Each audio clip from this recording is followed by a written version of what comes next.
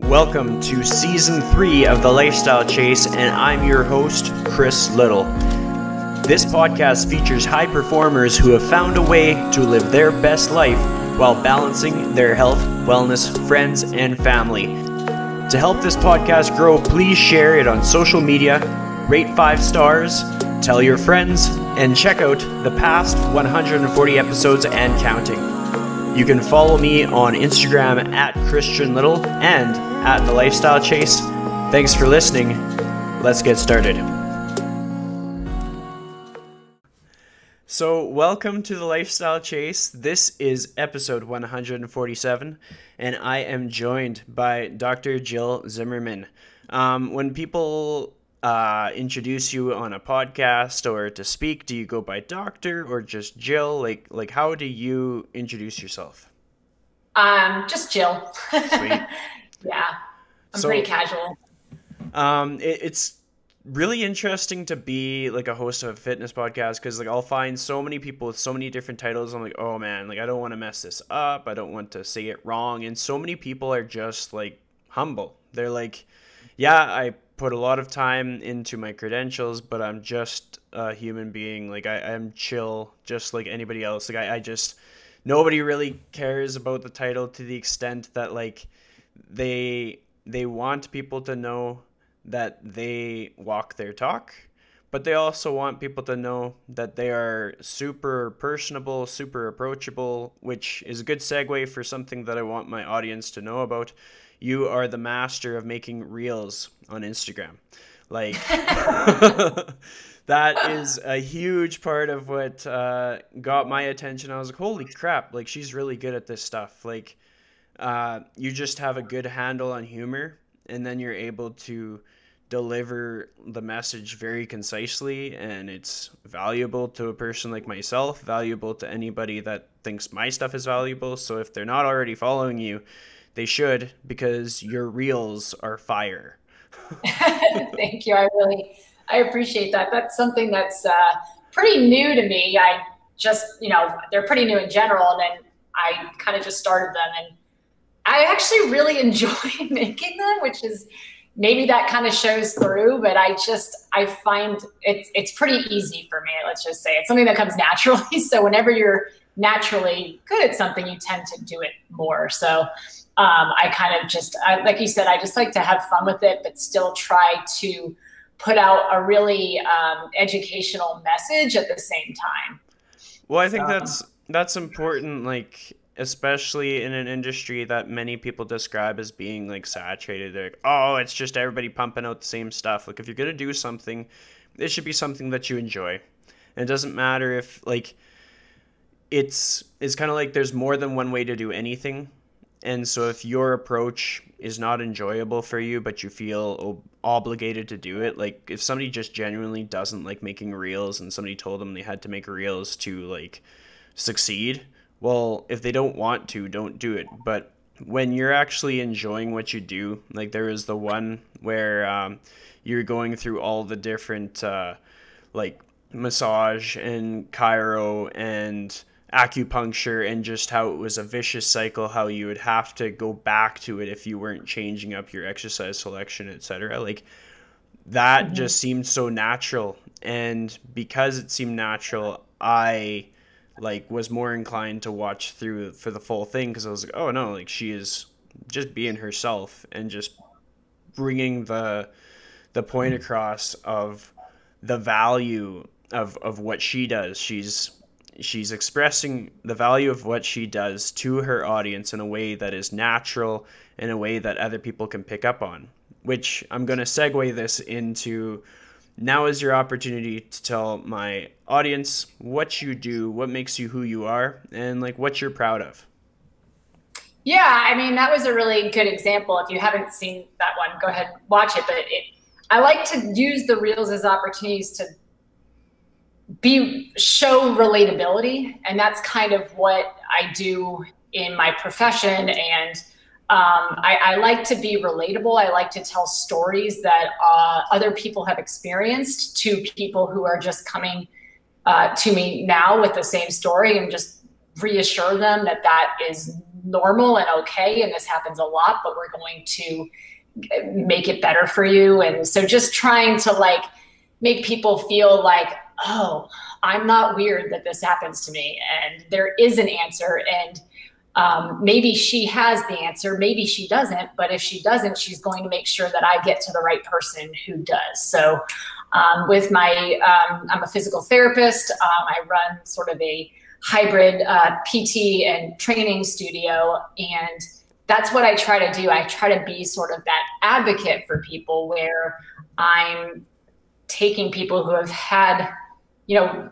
kind of tough to solve problems, or, you know, I just don't feel listened to, or, you know, I go to the doctor and they don't even like touch me or look at my knee, or, you know, and I went to a PT and just a waste of time. And, you know, I just want an answer quickly, and I want to get the problem. And if I can't do that for them, then be that person's advocate and help them find the right people for them, you know? So that's, I just try to be, go a little bit above and beyond what people might experience from a typical experience with, you know, a healthcare practitioner in our medical system, which is hit or miss sometimes. Yeah, and it's cool to just have like that general vision for anybody in any profession that you work, is like just go above and beyond.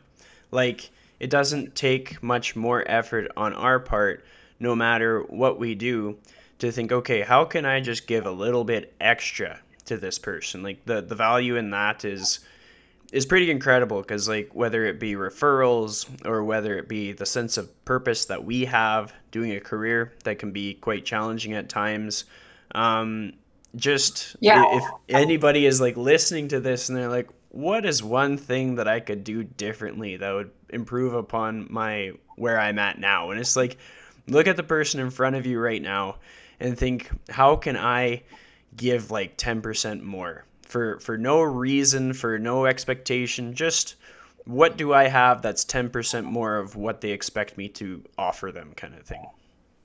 Yeah, and I think it's, you know, it's being empathetic, and it's being, there's a lot of above and beyonds that you can do for people. And you're right, like it does give you a sense of sort of that you're doing a good thing, but also it gives them trust in you.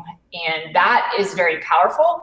And if you are running your own business, that is what helps get referrals. It helps word of mouth business. It helps keep bringing new people in the door as they go tell a friend, like, you got to see Jill, she's great, you know, or Chris, he's great. He's, you know, he's done so much more to me than anybody else, you know? So just being that person, you know, and it's little things like, people will be like, people ask me for like, hey, who should I go to see a dentist? You know, like, it's like, they want to know, like, they want me to like find their people for them, because they trust my opinion, and they trust that I want what's best for them, you know, and I do, but that's the sort of relationship that you need to build that's above and beyond your skill set.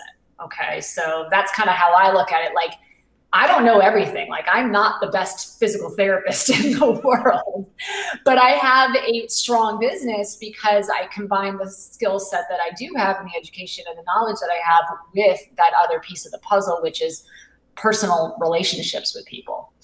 Absolutely. And if you don't have that's something that, if it doesn't come naturally, you need to work on it. You know, it's important, I think. Definitely. So I often take my guests through the time machine, and the number that I've come up with you is 15 years. So we go in the time machine, we go back 15 years. Where does that put you? What's life like? Oh, what year are we in now? Oh, that should be obvious. 2020. So okay, this is an interesting year. 2005, I graduated from college that year. And so I graduated with a kinesiology degree, and I had been accepted to physical therapy school that started, I think, a week or 2 weeks after I graduated. So I packed up all my stuff and I moved.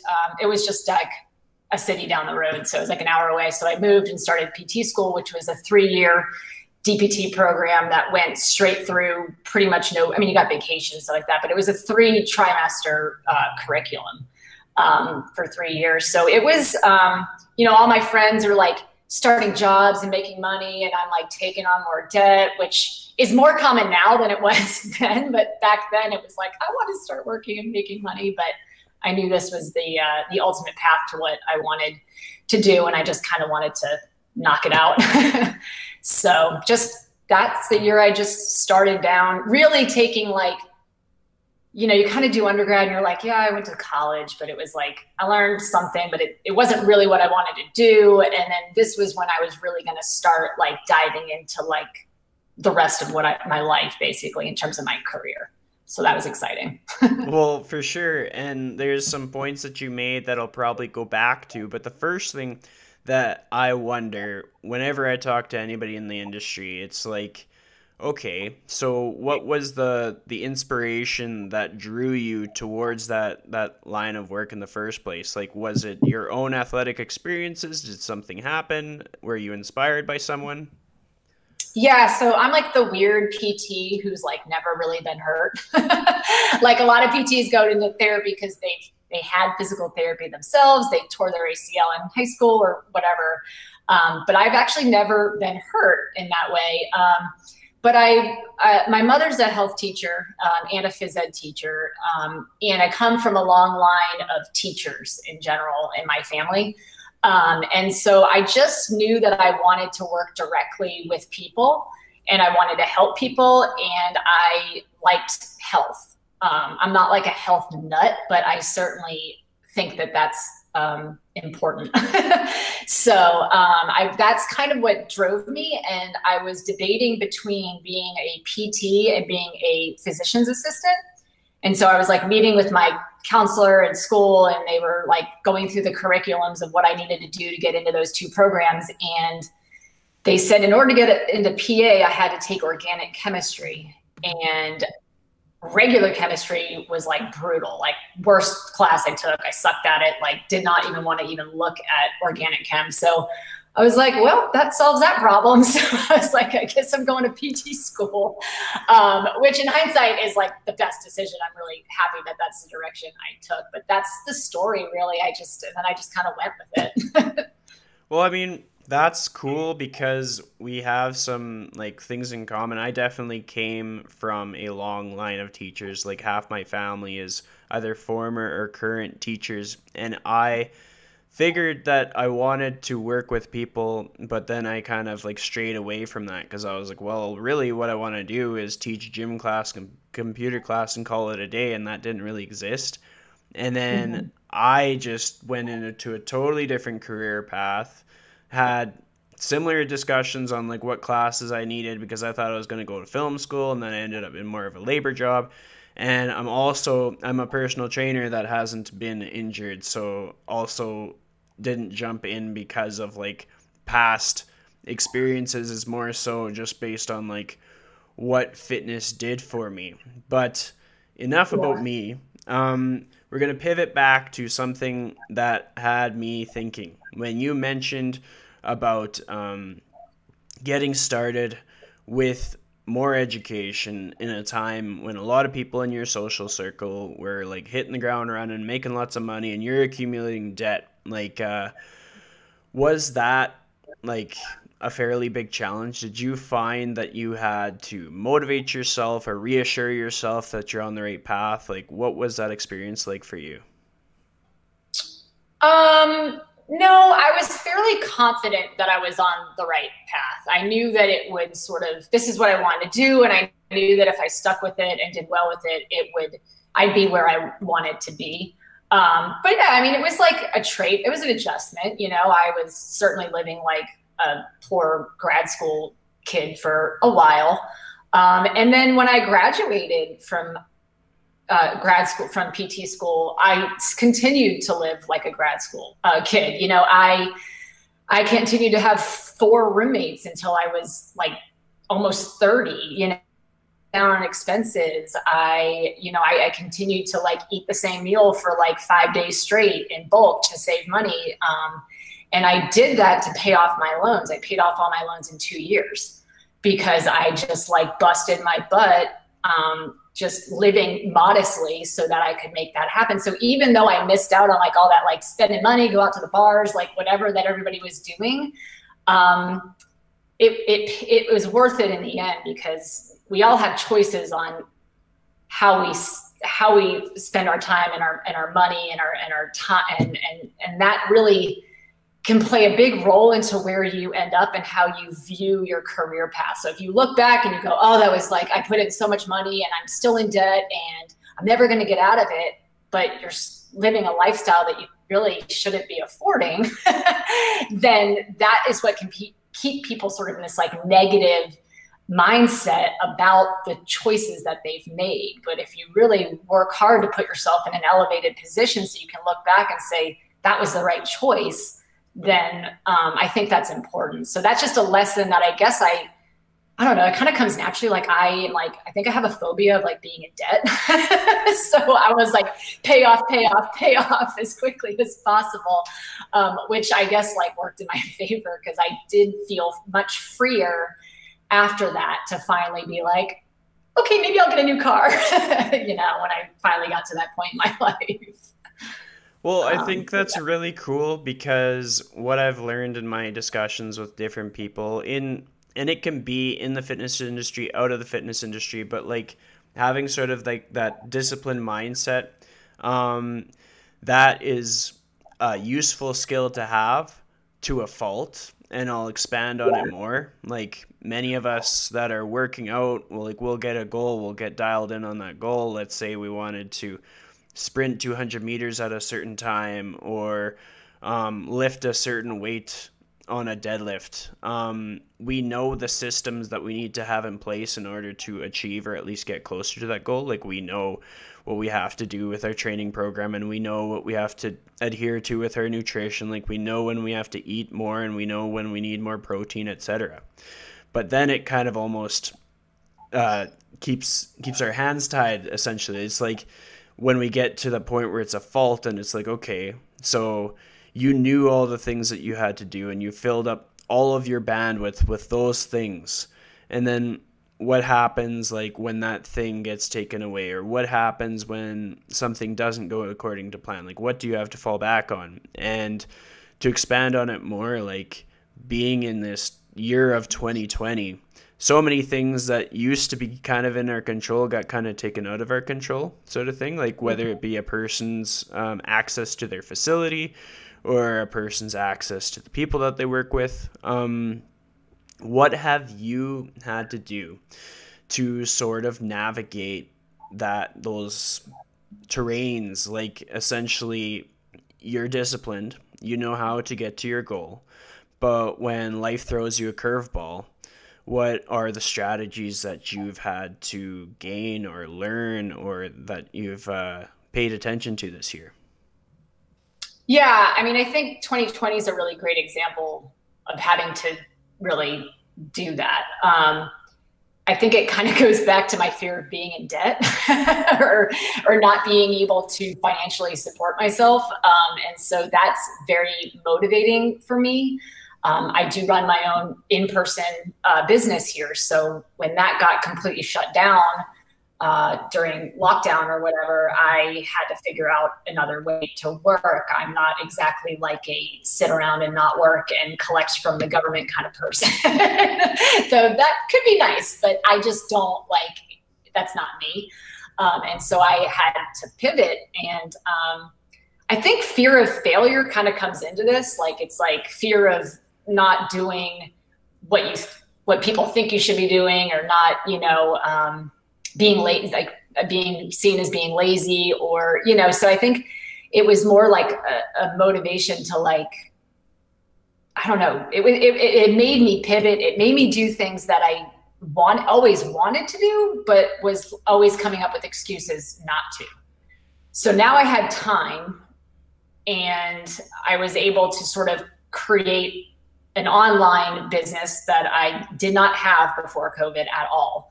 And so that was something that I chose to do and chose to work on, and something I was afraid of that I didn't have any background in. I don't like marketing. And I had to sort of like take on new roles to sort of make that happen. And then, and so I kind of had this growth period, I guess, where I learned a new skill, and it's been really enjoyable actually, to sort of just do something a little bit different and build confidence in another area of expertise that I didn't really know anything about.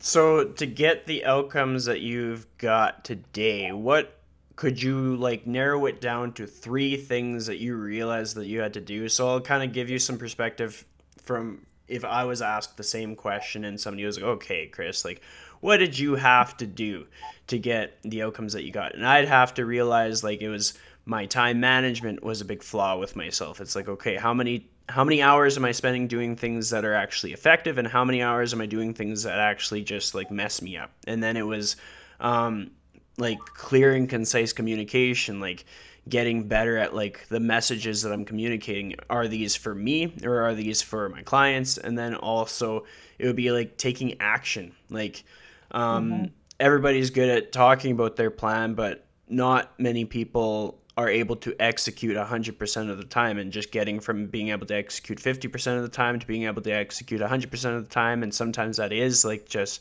the uncomfortable, like just talking to everybody that you see. Like for myself as an introvert, I tend to be very quiet when people first meet me, and then I open up once like we've created that connection. But because that's not going to really help me with an in-person business, I have to get away from the introverted tendencies earlier in order to execute closer to 100% of the time. So I got that out of the way.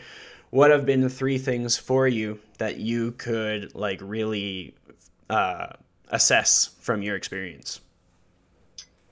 I think it's like one of them would be to like not be over analytical, right? So like I tend to overanalyze, and that can be like paralyzing sometimes when you're trying to start something, right? And it can really create a situation where you're afraid of getting started.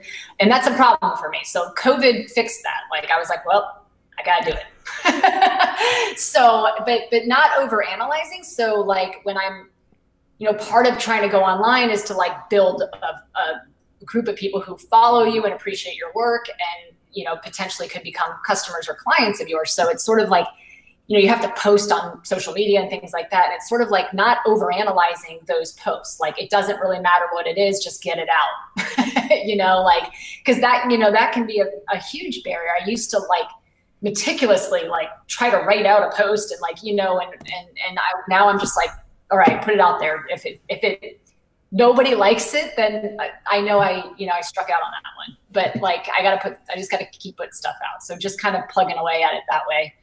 I get time management is a challenge for me also. I do have a daughter who's 4 who was home, during this whole lockdown situation. My husband was working, I'm working. So also just trying to keep my expectations, I think, at a normal level in terms of I don't have to do all of this right now. This is going to take some time. Don't get, discouraged if it doesn't blow up like you think, in terms of popularity, like you think it's going to.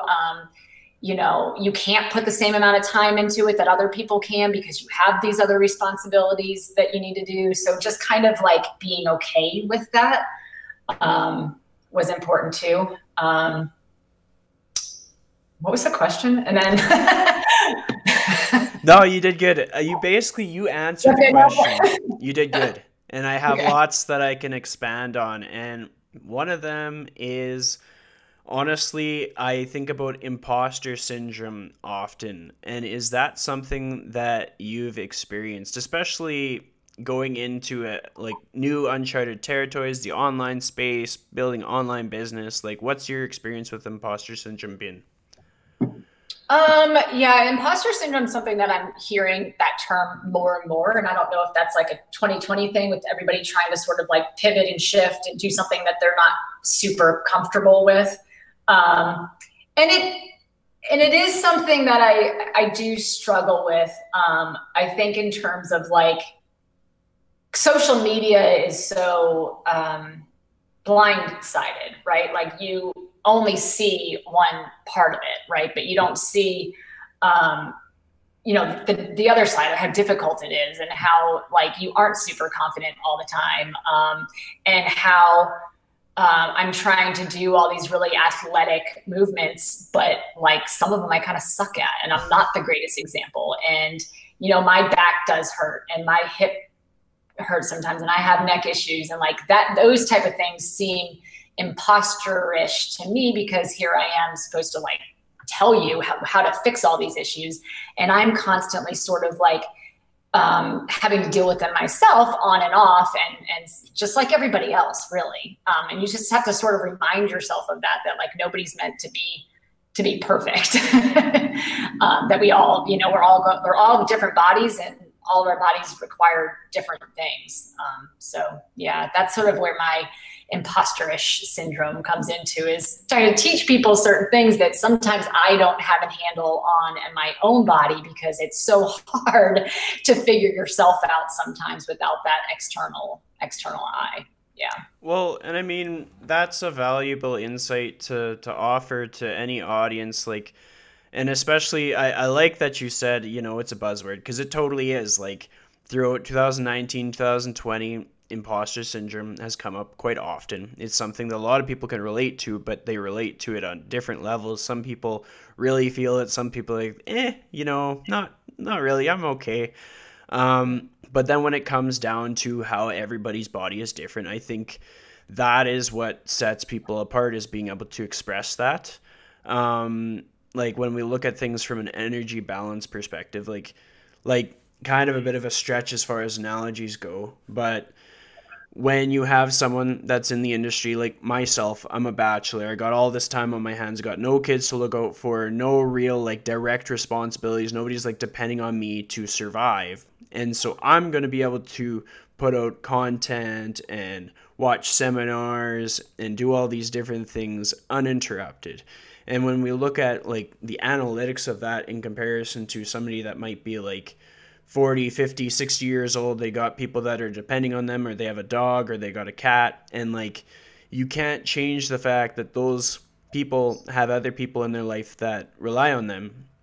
And so like sometimes if a person like that might be looking at a person like me and thinking, oh, I wish that I put out like 3 posts a day, like they have to step back from that and realize, no, like that dude simply has more energy for that.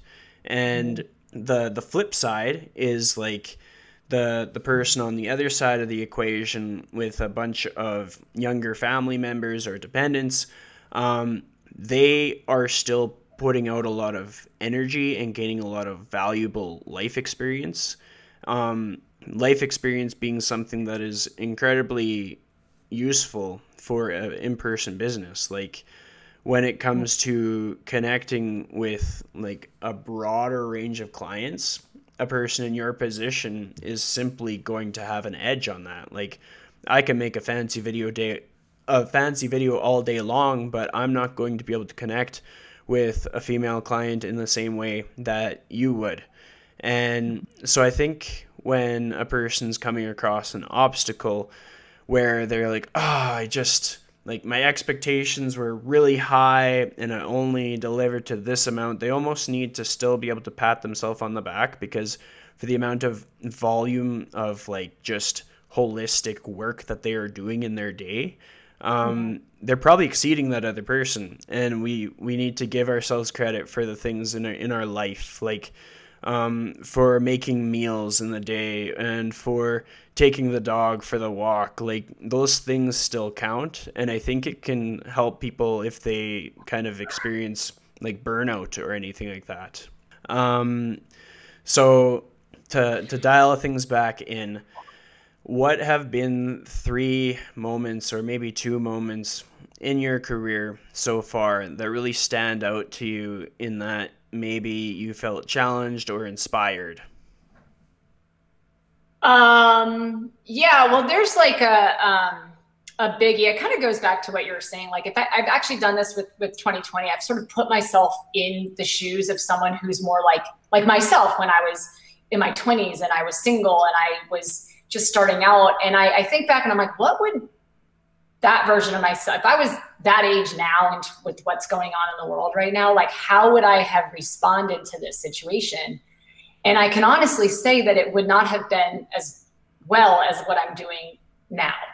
I think I would have been too scared or intimidated to go ahead and do it back then. So I think the imposter syndrome would have been stronger had I been younger and less experienced, and with not just with my work, but in life, just like you were talking about.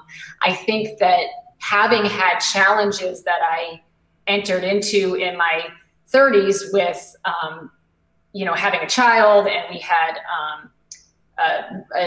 my daughter was born 3 months prematurely. So it was, she was 2 pounds, 11 ounces. She spent 3 months in the NICU. It was a very traumatic and challenging time, for everybody for many reasons. And I struggled for a few years. I mean, I'm still trying to kind of rebound from that. And I think that when you experience something that's very, very difficult on a personal level, it makes all the other stuff sort of seem a little bit easier. So you're kind of like come out of it and you're just like, well, this isn't so hard because I had to deal with all that. And that was way harder, So I think that it gives you a little bit of perspective, that you can accomplish more than you think you can. I remember when that situation happened, my mom said, I just don't know how you're doing this. I don't know how you're coping and handling the situation. Like I could never do what you're doing. And I looked at her, I said, Mom, well, you raised 2 children by yourself as a single mother for years.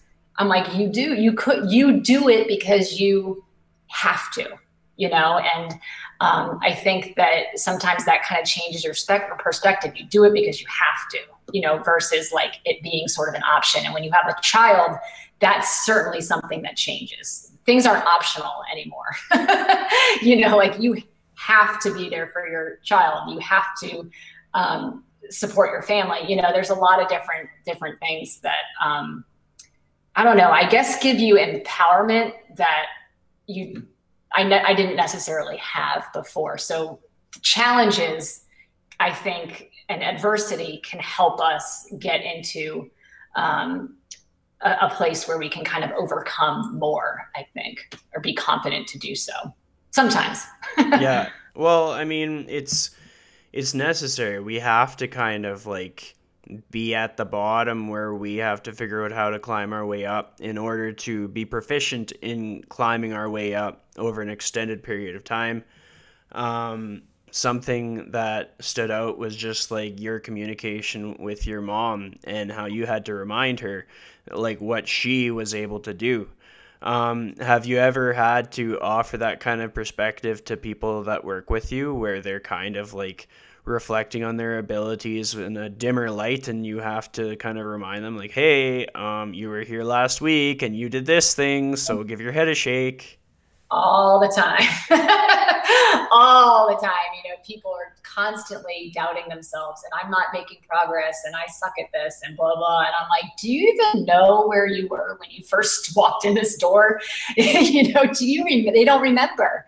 And I'm like, you have no idea how much more you can do. And I have to remind them, like, when you came in here, you couldn't walk a block. Now you're going for 30-minute walks and you're having no pain. And you couldn't even walk because you were just debilitated back. It's like kind of putting it in perspective, and they go, yeah, I do recognize that now. And they really recognize it, I think, also when they kind of get out of a habit of moving and being fit, and maybe they go on vacation or whatever, and they come back and they see, and I work with my in-person group of people is actually a lot older than sort of who I see online.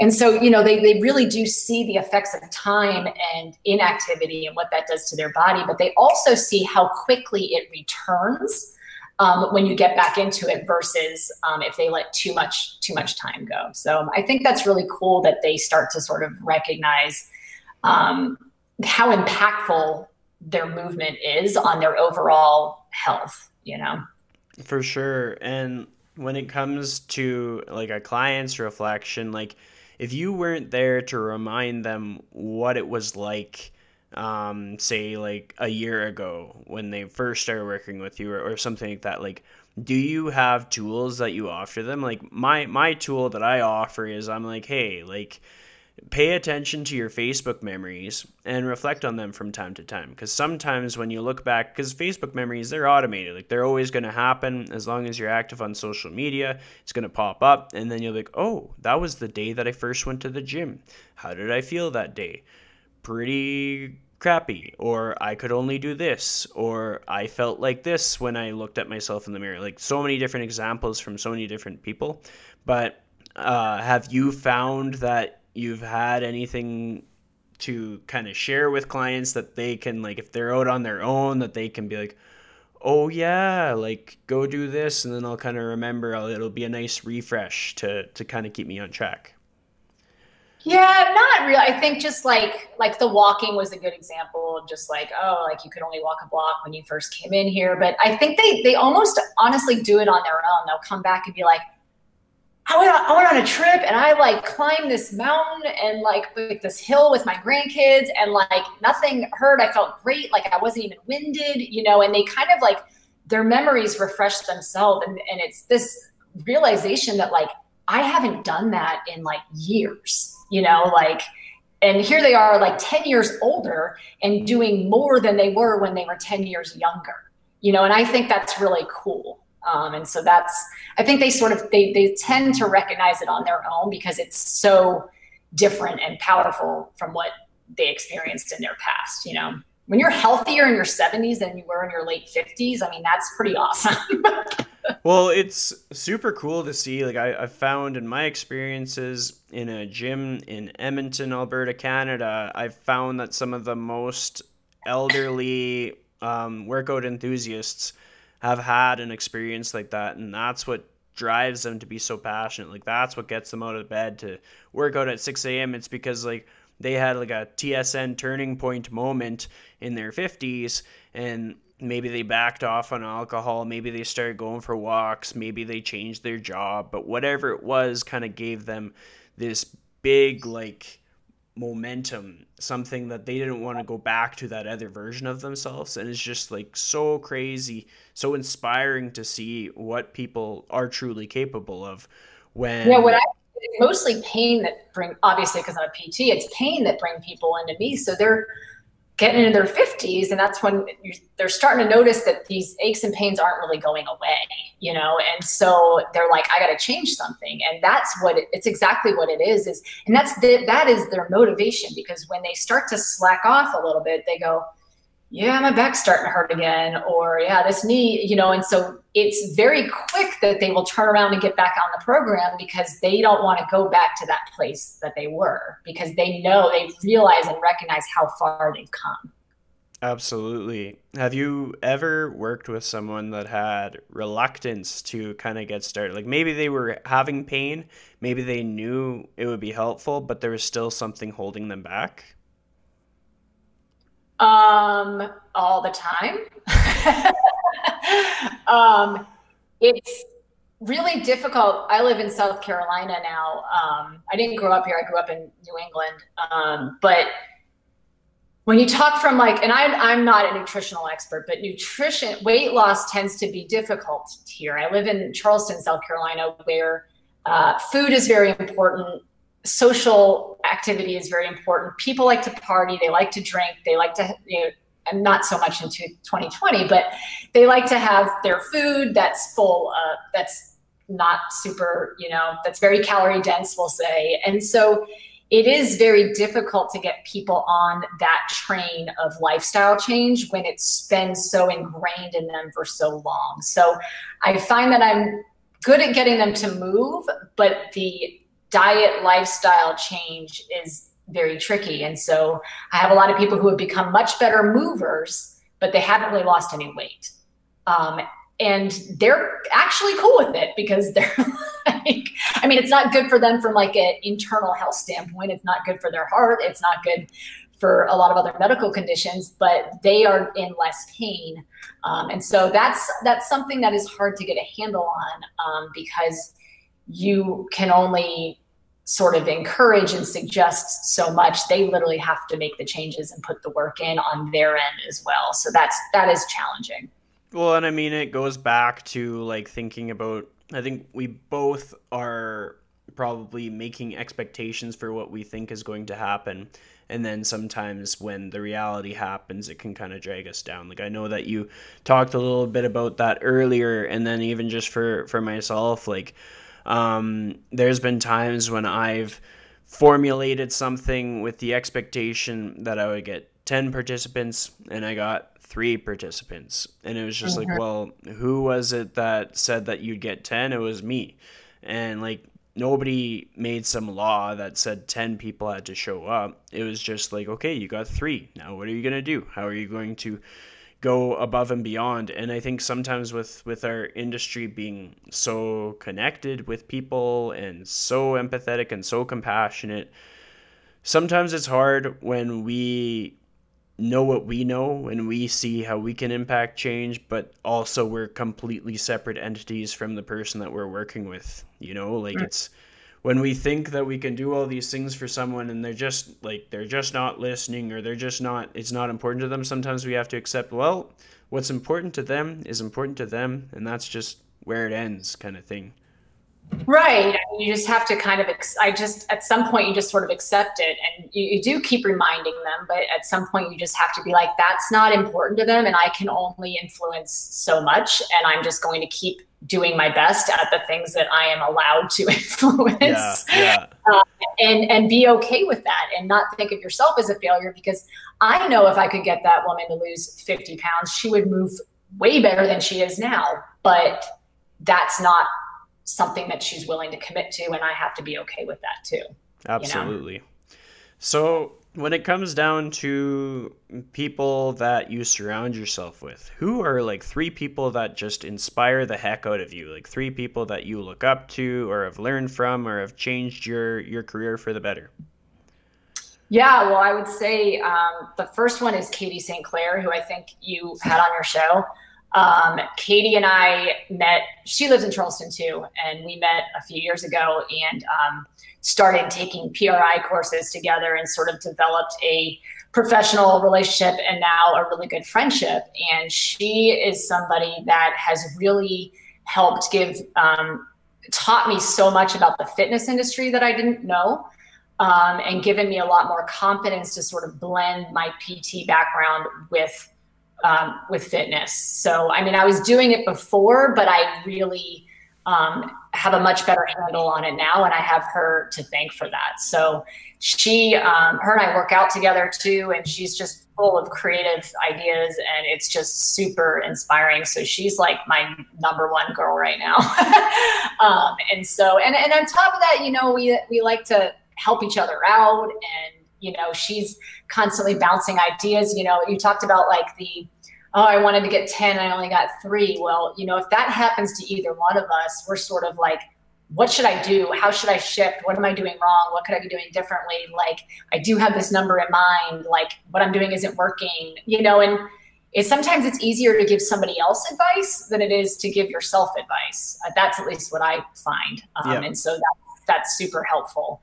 And then obviously my daughter's one. I probably should have put her first, but since we're on a fitnessy, podcast, I thought I'd go with Katie. But yeah, my daughter's obviously another one that inspires me. She, like I said, was born prematurely. She has really overcome a lot of obstacles and challenges that she had based on that.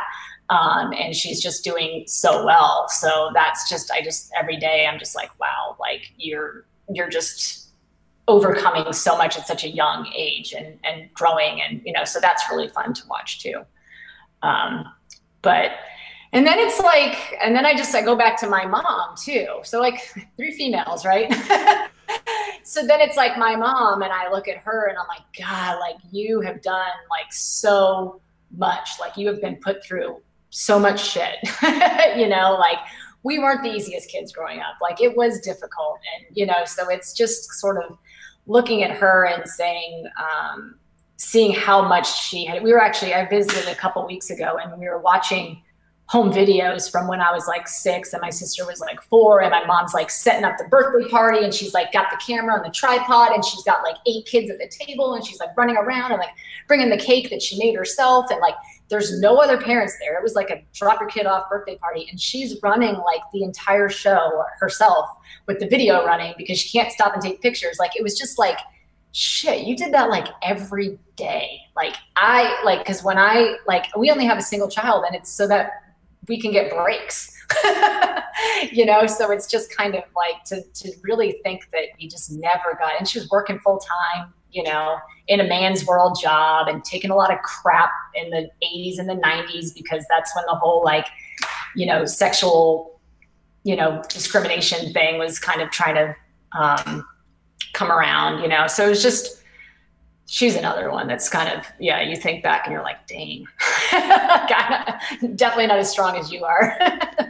Well, so many important things you highlighted there. Like sometimes a person might think, okay, who inspires me? And then they'll think of all these like published authors, like people that they've never met in real life.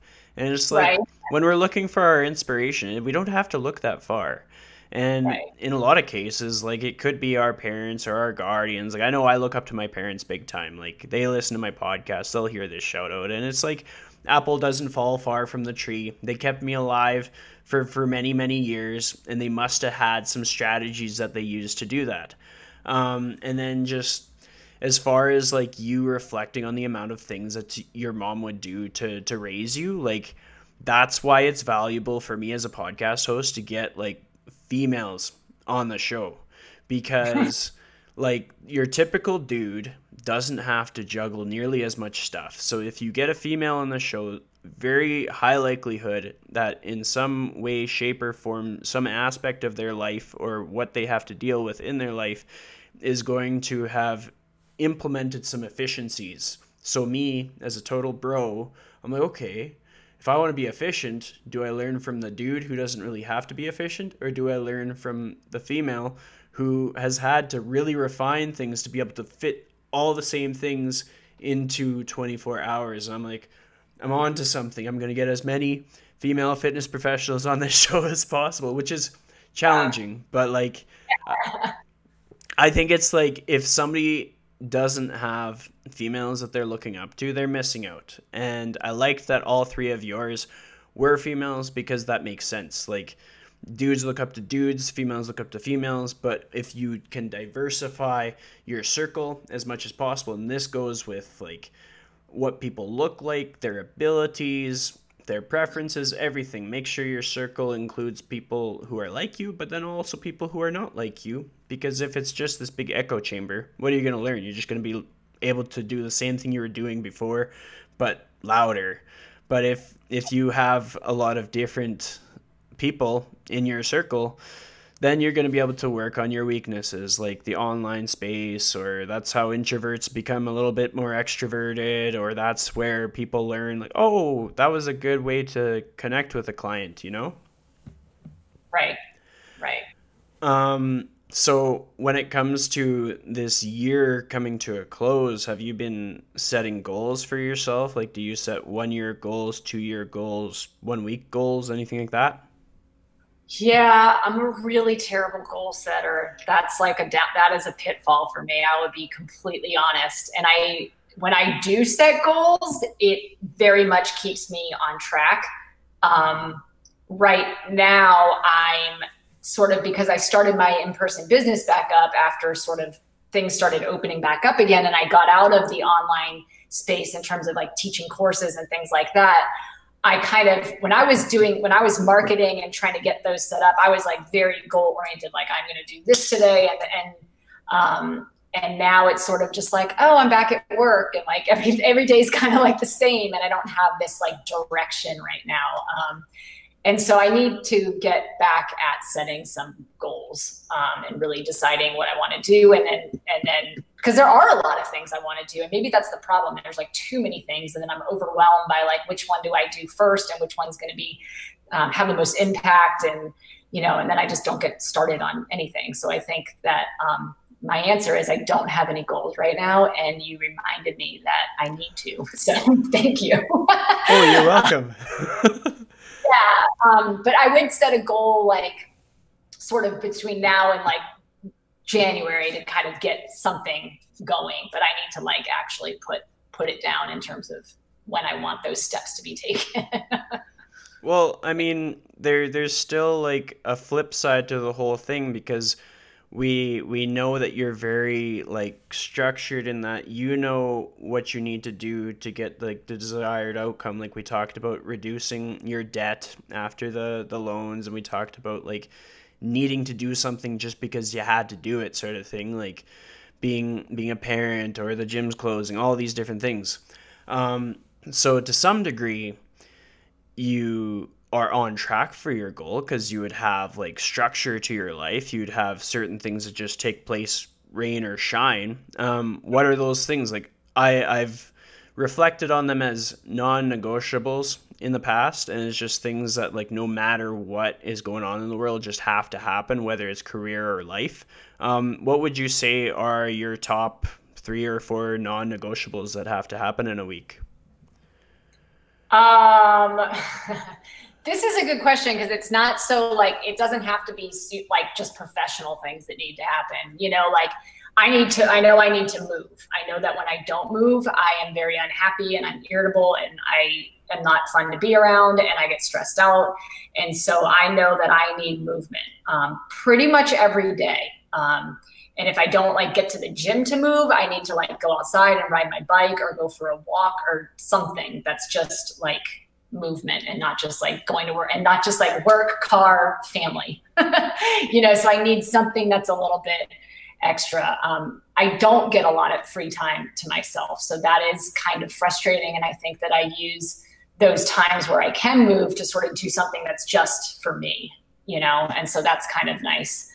Even if I'm riding bikes with my family, it still feels like I'm freer and by myself and not dealing with work. So that's one of them. You know, my clients right now are the number one, you know, like my in-person clients come first. That's why the online stuff kind of takes a little bit of a back burner because those that's more important right now than trying, like, I don't want to decrease the quality of my in-person work because I'm overly focused on starting up a new online program or something like that. So I think that's why it's been a challenge to get started because I want to make sure that I'm in a position where I can keep it really balanced and not sacrifice, you know, one part or the other.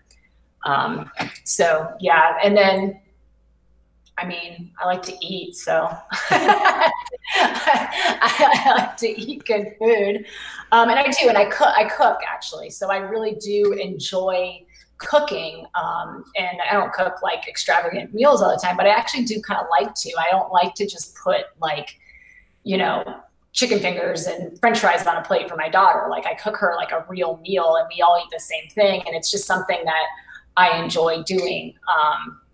On a fairly regular, you know, there's exceptions, but that's something that I try to do. Yeah. That's awesome. And I mean, those are very like, everybody should probably be doing all those things. Like, take care of your ability to move. Like, I mean, most times when somebody needs to be reminded to move, they're very much not wanting to. Like, if somebody's like, oh, you seem a little irritable, maybe you should work out. I'm like, no, screw you. I don't want to work out, but I probably should work out during that time. Much better. And you're like, yeah, that is what I needed. but I'm going to resist everybody else telling me that. Definitely. Yeah. So one last thing that I get all of my guests to do for my audience is I get you to set them up with a challenge for the day. And so the way it'll work is you'll be like, your challenge for the day is, and then just give them something to do, something that might enhance their life, or maybe it'll just be something that they'll have fun with. But whenever you're ready, I'll just get you be like, your challenge for the day is, and then just let them have it. Oh, well, I don't even know. That's a hard question. People have so many different things that they want to do. But I guess the challenge for the day, well, you already have a lot of movers on your show, I'm sure. So to go out and move would be one of them, but that's probably a really obvious answer. But I guess it would be to sort of like reflect on, I don't know, I guess like the things you might want to do, and then write down all of your barriers to doing those things. So, I'm a business owner. I broke away from the traditional physical therapy model because I hated it and I was miserable and I hated my job and I lost a relationship over it. And I was just like an ugly, awful person when I didn't enjoy my work and I wasn't feeling like I was getting anything out of it. And I think that I had to sort of sit back and say, what do I really want? What do I think that I could do differently? And sort of, and go after it. And I know that there's a lot of barriers. And I was talking about this with Katie and the Female Fitness Alliance. There's a lot of male, and one of the reasons I got out of traditional PT is every single boss I had was a guy in all my jobs. And I just found it really weird that like I come from a very female dominated career path. I mean, my graduating class was like, there were like 5 guys in my class, And so, but why are all the owners of these businesses men when there's so few of them in relationship, right? And I just, it's like, well, if you really think like, well, how come a guy can do it and a girl isn't?